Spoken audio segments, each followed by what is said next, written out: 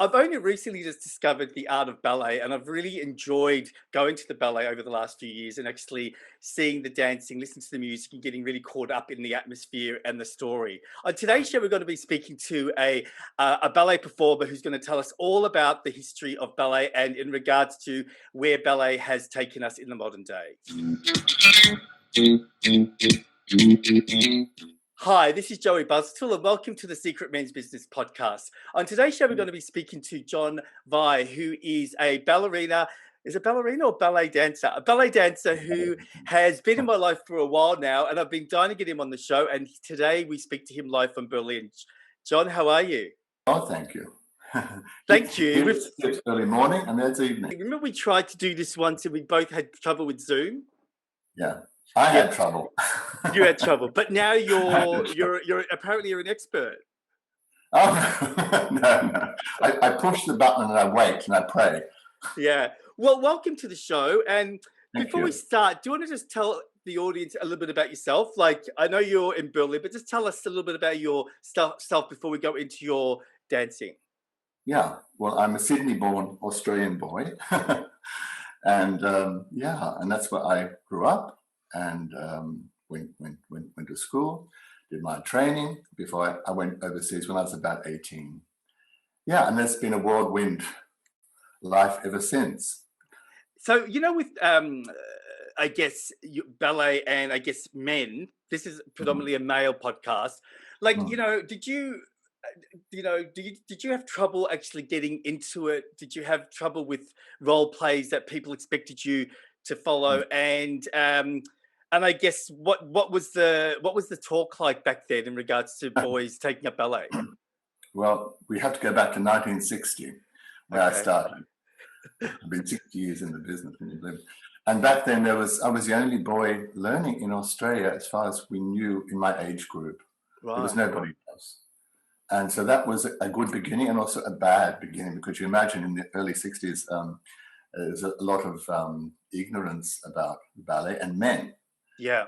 And so that was really difficult. But when you're a little boy, you don't get that, first of all. Well, I was going to say there must be a calling. So what was your calling? I mean, like, if there's no other role models in Australia and you decide out of nowhere, I want to be a dancer, where did that come from? It must have been a deja vu from a past life, because I can't fathom, because there was nothing. We didn't have television. I'd never been to the theatre. We were a pretty humble family, humble family. And so I must have seen it in a magazine or heard about it. And it fascinated me. And and then I found a cutting in the local rag, in the local newspaper. It says, the ballet school's opening up. And that's where the whole thing. This was in Sydney, right? Yes, it was in Sydney. It was in Hornsby. And so I'm guessing that you had a really did you have supportive parents? No. So okay, so how old are you roughly when you saw the clipping and wanted to do it? I was 5, turning 6. Wow. And so how do you navigate not having a supportive family and then doing it? How did that happen? I think you have to go, even at that age, into your resources. And I just thought, this is different. This is something that interests me. And then I became passionate, of course, wanting to go every day. Yeah. And but the only people who supported me were my grandparents, first of all. Okay. And they didn't understand it either. They thought everybody thought it was a phase and that I would grow out of. Yeah. Well, I mean, I didn't realize that you were one of the first ones in Australia. That's really exciting to know that you had that. When you started, did you notice that as time went on, when did you notice that other boys wanted to join in? No other boys ever wanted to join in. So it took a while for other men or boys to actually join the school? There weren't any other boys for about 10 years. Wow. And this I found strange. I was always confronted with a class of little giggling girls, who I used to torment terribly. So, and then I heard that, of course, the Australian Ballet wasn't officially open, but there was a Podomatic company, that was the original company, had closed, and so there were quite a few ex-dancers starting to teach, males, and that, of course, would have attracted more men. Yeah. And I slowly got the idea, this is it. These are the professional dancers. You have to do a whole many years of work, and I'm part of this in my humble way. And then I started to meet other boys, but they were mainly from interstate, more in Melbourne, more in Victoria. Yeah, because I think Victoria which has always been the more, I have to say, cultured city. Yeah. But I was going to say, look, I know that ballet is hard. I can understand, and but do you think because you were in the, there wasn't many other dancers in Sydney, was that an advantage in some way? I mean, I know that you still had to be talented, but did it mean that you didn't have competition or that you got more roles? Yeah. How did that work out? Yeah, that's very interesting, because during these years, I'm saying from childhood into puberty and then leaving Australia at the end, I quite liked that because I got a lot of attention. If I was to go to a summer school in a big school in Sydney, there might have been older boys there. There might have been a boy 5 years older than that, but I got a lot of attention. So it was good on one hand and bad on the other, because I didn't realize what competition really meant. Yeah. And so I thrived on this being something special, which most probably helped me psychologically to get through. Yeah. Well, then, did you experience a shock when you actually had to have a competition with someone else down the track? Yeah, like it would have been Black Swan or something. That was when the first Eisteddfods, because there weren't many competitions, there were none actually, but we had the Sydney City Eisteddfod, like in Melbourne they have the same, and eventually I was allowed to take part. I must have been 12 or whatever, and it was such a shock because there were boys there. They had come extra to Sydney, and they were technically better than me, and then that was my first shock. Yeah, okay. I knew I had to work. Well, let's explore that a little bit, because going back to you being the only one, I just wanted to ask or sort of dig a little bit about when you realized that you had a talent. Did you realize it at 5, or like when did you actually realize that you were good? Because I don't want to compare it to anything, but it sort of sounds a little bit like Billy Elliot, that movie? Well, it is. And I hate this cliche because on Australian terms, I think I was. Right. And the rest of the story, how I was tormented at school, and that's another thing. But it was good. I think at 5, I had this instinct that it doesn't matter. It's going to be hard, but you'll end up on stage. You just knew. And this is what kept me going. Wow. Yeah. You hear stories about this. Like, you always hear these stories about these people that are you, and you just sort of think, how could someone know at 5 that you knew at 5, and you had that grit and that determination because you wanted to go all the time? Yeah. So can you share with us when you transferred or transcended into like being like, can you say famous? Like what do you become? Like what do you become? Like a principal dancer, right? Like when did that, how was that for you? Yeah, well, that's a whole process. And of course, with having school, that's the other thing that we can talk about too. I had to go to major schools, and one of them was the Royal Ballet School in London, and then I joined the company and blah blah. Then the whole thing started. But of course, when you join a company, and I was 19, so I did this in crash time. It was such a shock for me, because here I am, with world stars. I mean, there was Margot Fonteyn, there was Rudolf Nureyev, and I had seen them on stage in Sydney as a little boy with my teacher, and I said, one day I'll be on stage with them in London, and there I was. Wow. But the transfer, now you can get stuck in the corps de ballet, even if you're very talented. And that's these days, it hasn't changed. We had more hierarchy then. It was more stricter. So I had to work my way through different companies as a junior soloist, as first soloist, and that's a prima ballerino. Yeah. And so is 19 deemed old? These days, it's actually quite young. Yeah. Because the girls are a bit young. The girls are different, aren't they? Yeah. Yeah. They are. No, meaning that the younger they get older. Their development is quicker. Right. They're emotionally, they can cope much better at this age as boys. We're sort of floundering behind, and the girls have got it. Yeah. And physically too. Yeah, I mean, I have to admit, look, I've been very blessed. I've met some people like yourself, and I've met someone who worked for Opera Australia and someone that worked for Opera Victoria, and so I've got to see a lot more cultural things in the later stages of my life. And I mean, like, it's so interesting how mesmerizing it is, and you don't really realize that when you're younger. You know, you look at it and you go, "I'm not interested." So for you, like, what was it like being away from family? Did you thrive in that environment? Did you actually quite love being international?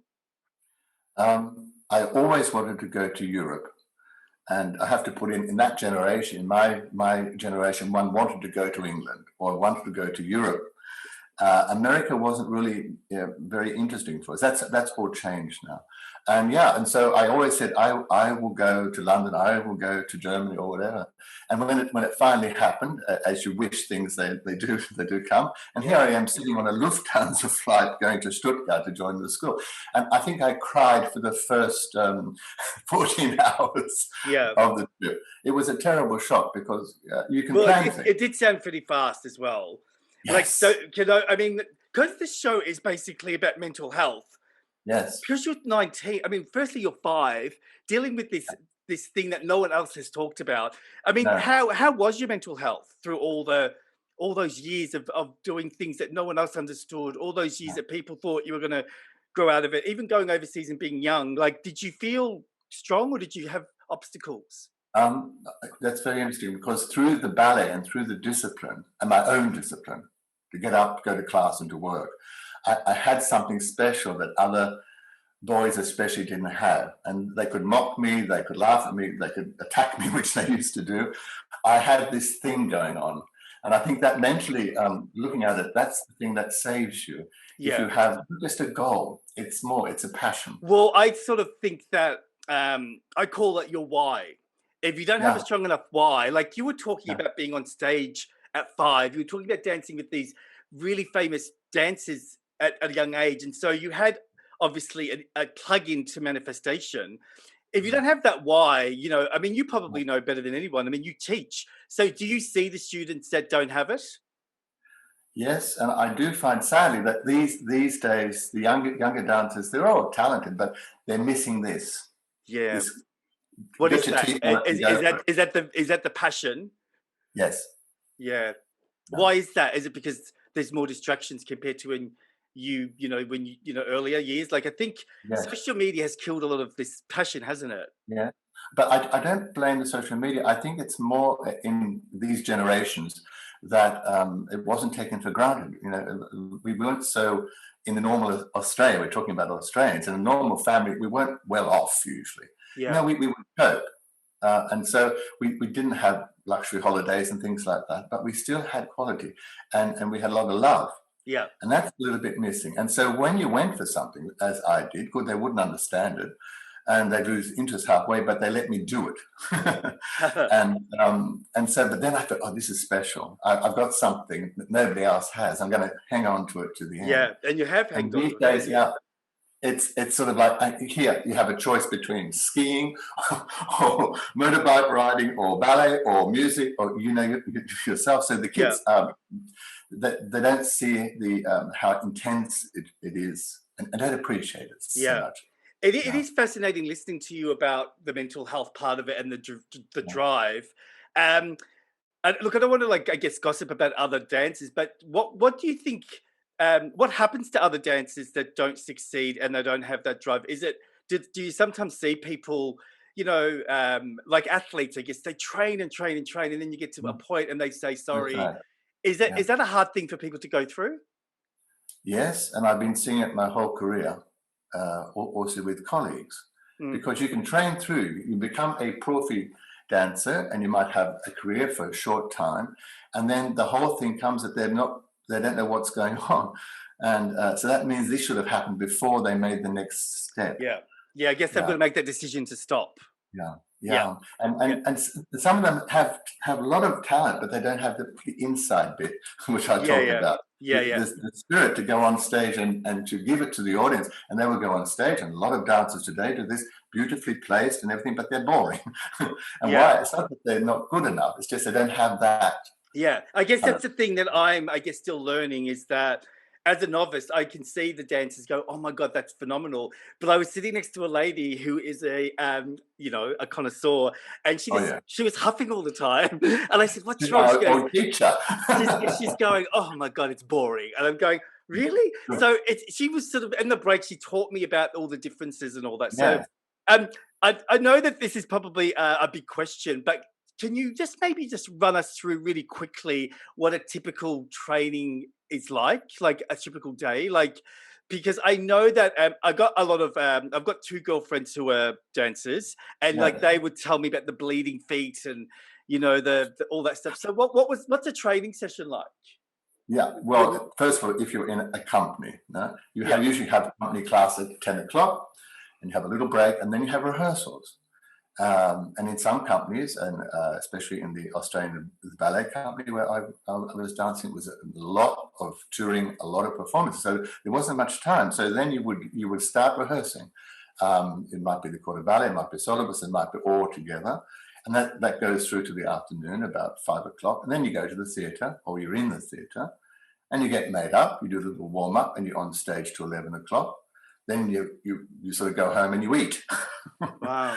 And it's not very glamorous as what a lot of students think, but it's very special because you're in a little family, so to say. Yeah, and it's like, but I think your description of that passion, because I remember seeing a documentary when I was at high school about ballet dancers, male ballet dancers, and Yeah. footballers. And what they Yes. did was they got both groups together and they put them through this like drill, I and remember that. the footballers failed. Yeah. and they changed respect for the intensity of the training. Yes. So, what do you feel is been the highlight of your career?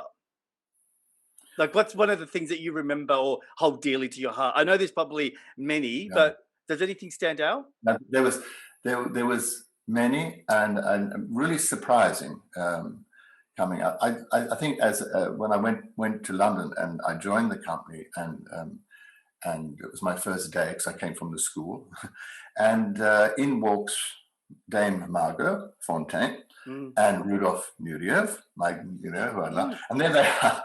And she was quite late, and it was quite a huge class full of dancers. And she came up and said, "May I stand behind you?" I said, "No, Margot, you can stand anywhere." And then we made quite a link because she knew I was the youngest dancer in the Royal Ballet Company, and she was more or less the world star.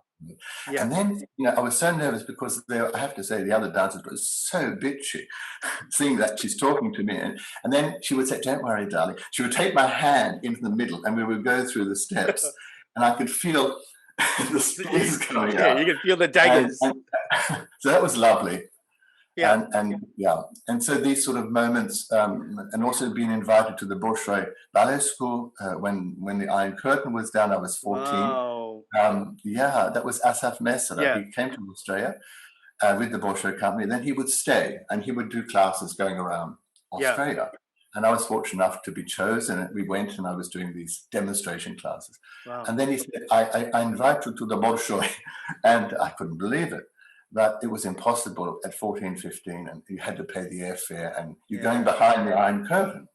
I think I would have been very well treated, but it was a big step. And I was very sad, but glad that I was asked. So there's always these moments. I was going to say, that's what I love about you is that, other people might say, "Oh, I was the lead performer on this show or whatever," but you're humbled by just these moments, which I think makes it more special, right? Like that you hold on to those. And like for you, when did that time come when you decided that you were going to stop dancing and then transition into teaching? Like how did that happen? I have to explain it. I started teaching when I was 12. John, can I ask you, John, like, why haven't we heard about you before? I mean, I'm sure that people have, but I would have thought that there would have been a story or a book or a movie about you. Well, people tell me what's the reason. I was never in a place long enough, and that's another psychological problematic from myself, most probably. Yeah. Won't go into that now, but I was only there, so I was very well known, especially in the ballet circles, even now. But that just didn't work because I didn't have the support. Right. If I think I would have had more support through my life and also in the ballet companies, otherwise I was very defensive, and people got the wrong message. I think it would have taken off much differently. Yeah. So here I was teaching, and I was 12 just to pay for the lessons because there was no money. Right. And I've been teaching for over 50 years. And then and the good thing is that when you do stop, it just rolls on. You just keep on teaching. Yeah, you got the reputation. You got the reputation and so on. Yes. Yeah. Yes. It is interesting that when you look at the Asian, like the ballet schools there, or even like the Bolshoi, like it is different to Australia, isn't it? So would you say that where are we in regards to the hierarchy? Are we up there? I have to be careful. What should I say? What should I say instead? Are we qualified? I know I'll try to be very diplomatic. Be diplomatic. I can always edit this out. The great thing that's happened in Australia, that from my times, it's much better organized. It's also supported, and also men and boys are supported. Now there's a good beginning. Yeah. You have accredited schools, which we didn't have. It was all just an old ballerina who taught, which is fine. But now it's more organized, you know. Well, it's a major qualification, isn't it? Yes, you see. And now this is huge differences. And this goes right through to the professionals, which there are not enough professional ballet companies in Australia. That's, I can say loudly, and I get a lot of support from that. Because they are. Does that mean they get poached and they go overseas? Yeah, that's why I had to go overseas. Yeah. Yeah, but the standard is very high. It's a little bit, for my taste, a little bit, what's the word?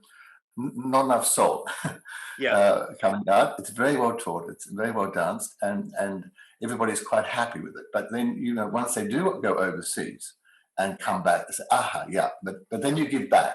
Yeah, yeah. Is that again because we're a young country? Yes, because you're an island, or we are an island, and that makes a lot of differences.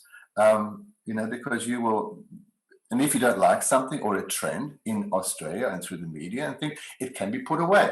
Yeah, you know. It is.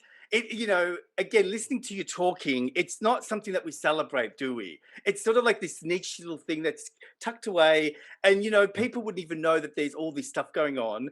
I wonder why that is. I wonder because, like, when you go to Europe, it's like this cultural, you know, finesse. It's part of your being there. Like, why do you think we haven't embraced it to the point that I was hoping we would by now? It's 2020. It's still this hidden little gem tucked away. Why do you think that is? I think there's this old thing, and I was part of it. We had in Australia, we were very defensive. And when we did go away, and as I first did, I realized I didn't know much about the world and about culture, about ballet even. And that was such a shock. You can either accept it, embrace it as an Australian, or you can defense yourself. And during my last stint in Australia, I was there for 7 years before coming back to Europe. That's the reason. I felt this a lot in my own work. Oh, you've been overseas. You've had a career, but we don't do it that way. We have our own way. And I thought, oh, here we are again. Yeah, you know, it's like bringing you down rather than embracing. Yes. You know, like instead of saying, "Come and teach us," it's a very Australian thing to do. So, what I was going to say, what's the vibe in Berlin? Why Berlin? Well, we just got fed up, more or less, because in Australia, I mean, I had a good position. I was the artistic coordinator from the Australian Conservatoire of Ballet, which is a big, very, very well known school in Melbourne. And that was all fine, but it just didn't, like I said, there wasn't enough in Australia, new things happening. Are we talking money? Are we talking about like funding? Yes, funding, and it's just, like I say, 3 ballet companies or 4 in the whole of the land. I mean, even as because I had my position, but I could freelance. I thought, where am I going to go to? Lots of competitions, lots of estates, it's an industry. I hate that word, but it's an industry, which is very Australian. You won't find that anywhere else. A little bit in America, or they have it different there. No? Yeah. That's all fine. But then where are these children going to go on stage later when they have sort of talent? So all this went around. And then as I am, spontaneous again, I said, let's go back to Europe. Let's go back to Germany. Because I had already spent 20 years in Italy. That's another story. And so then, and one, as I do, you organize it, you pack your bags and you leave. Yeah. And Berlin, The reason why Berlin, because it is a city still not finished. It's still developing, as you will well know. And this is exciting. Yeah. It's sometimes an absolute mess. It's chaos. Does that mean, like, what would be the hub of ballet?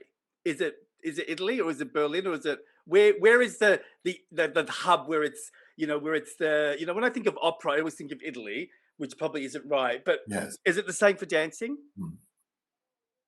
Well, the problem is, it's not the problem. During my whole life on the stage and everything, we had a divided world because the East wasn't open. Anything with the East, I mean, all those Eastern countries, Russia naturally. And so that was still shut off. So our world was just the West. Right. And in those days, it would have been for me the Royal Ballet. That was very, what do you call it?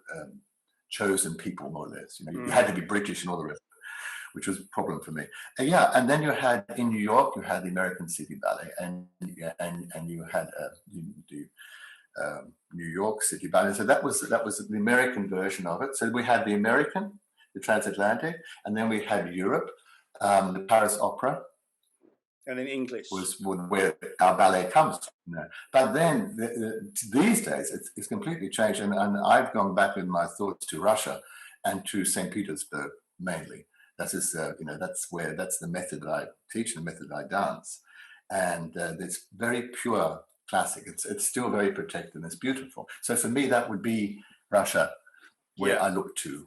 Yeah, I would agree. That's what I would have thought as well. Like, because it's so, there's a strictness, or I'm going to call it the passion that you said. It's an embraced thing that someone lives their life towards doing that, rather than it just simply being a hobby or something. With what's going on with the world, I know we've talked about this before, but what happens to ballet with COVID and lockdowns, and, you know, how do you manage? How does a dancer maintain their skill? Is it just, I know that you were doing Zoom classes, right? So how does the world, how has the world of ballet evolved with COVID? I think it makes us more resilient, you know, because if we're talking about students, professional students, or hobby people, and then you're talking about professional dancers, and the rules keep on changing. At the moment, the situation here is, before I could teach normally, is I can only teach professionals or professional teachers in the studio, which is a blessing for me. And everybody else, if they're interested, can come onto the Zoom classes. But until now, of course, there's depression. You know, not everybody can put up with it every day. But I think this thread of being in the classical ballet world is that thing again that keeps your head above water, because it's something special. It's almost holy for me. And so we just keep our way going the best that we can in our lounge rooms, or just with a few people. And so I think the world of ballet, especially professional ballet, is coming back stronger. I know that in Australia, I think everything's been lifted now to a certain extent. I think the ballet company will be back on stage, and I'm so pleased for all the ballet companies, for all the schools. And you see, they held out. Well, you know, I think some arts have sort of lost funding, and they've, you know, lost money and they've disappeared. So the good thing is that I think patronage and people following it's kept it alive. So you're right, like in Melbourne, for example, everyone's hanging everyone's going out because we were in lockdown for so long. So I think Melbourne was fearful of losing its sort of touch, and so that's pushed people to, you know, whenever they sell a ticket, it sells out, so it's good. Let's ask you one quick last question and let you have a great day. What advice would you give to someone who is, you know, what advice would you give to any of our listeners that have, you know, are curious or wanted to, you know, it doesn't have to be ballet, any dance, but they've got this voice in their head that's saying, oh, I can't do that because it's not masculine enough. What advice would you give them in regards to what it really means to dance? I think, first of all, they have to look into it and see what's going on and see how many men and boys are doing it, and it has nothing to do with your sexual choices. It's a creative art form that needs a lot of guts, a lot of work, and physical work. I mean, you really have to use your body and your brain to the highest. And so the best is, especially with young boys or young chaps, is to get them into a local school where other boys are. They might do hip hop first. That doesn't matter. That's sometimes the way. And they see the ballet, think, oh, that looks interesting. And then slowly, or jazz dance, or modern, or street dance, and then they get interested because they see it's a whole world. Yeah. So I would always suggest that. Yeah, and I think, in this day and age, everything's now about the triple threat. You've got to sing, act, and dance. And so the thing is that, you look at the thing I love about dancing, I think, is that when you look at someone dancing, it looks easy and effortless. That's the one that's the hardest. Yeah. Because it just looks like they're floating and That's the hardest. Yeah. John, thank you. I could talk to you for ages. This is what a lot of people don't listen to. Will we be able to, like, for example, would there be any clips of you on YouTube or anything for us to, like, are there clips of you dancing available online at all or not? There is? This is an interesting question, and a lot of dancers in my generation, we have the same answer. We didn't have that then. But there would have been footage, wouldn't there? Is there any footage at all? Yes, well, there's a lot of footage in all the theatres, and I was in 10 ballet companies.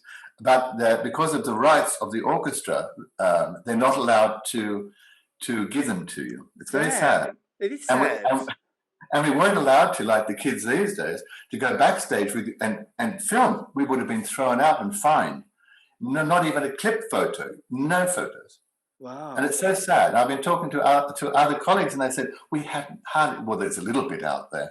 There's a lot of photos. You might find somebody's going to Google me, take the time. Yeah. But even there, not like these days. So even there, the kids today don't understand. Yeah. So if they were to do a history of, say, you and that time, there's going to be not much footage.